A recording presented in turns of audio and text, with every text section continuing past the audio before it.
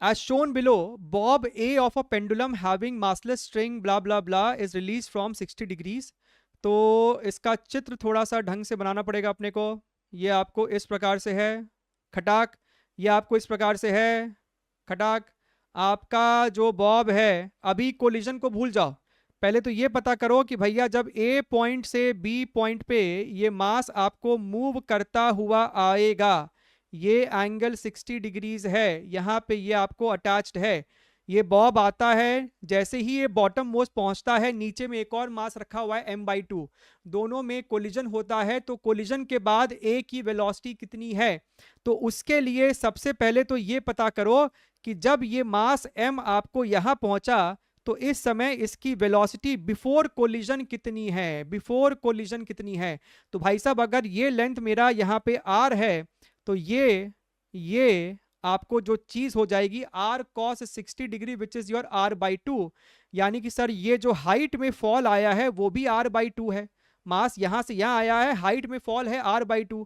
So loss in potential energy is equal to your gain in kinetic energy. शुरुआत में आपको speed ही 0 था, right. तो भैया m ने m को मारा, 2 ने 2 को मारा, यानी कि सर ua जो है that is equal to √g r। ठीक बात है सर।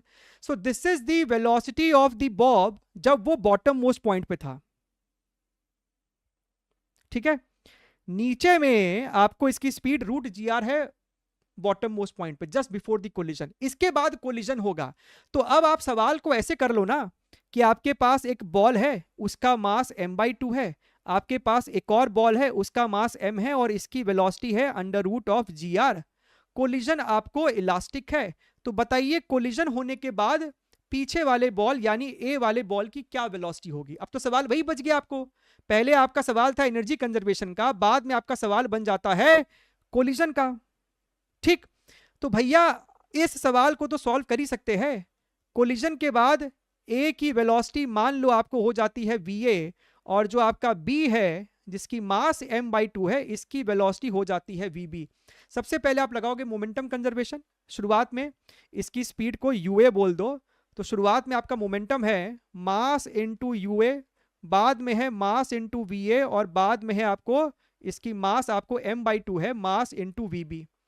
तो भैया आपका मास ने मास को मास से उड़ा दिया, तो ये आपको हो जाएगा ua is equal to va plus vb/2, right. और एक और इक्वेशन तुम लिखोगे ई वाली इक्वेशन, वेलोसिटी ऑफ सेपरेशन, यानी कि sir vb minus va upon velocity of approach, सिर्फ ua है क्योंकि आपका b तो रेस्ट पे था, और ये आपको 1 के बराबर है क्योंकि हमको सवाल में कहता है कि भैया आपको कोलिजन जो है वो इलास्टिक कोलिजन है।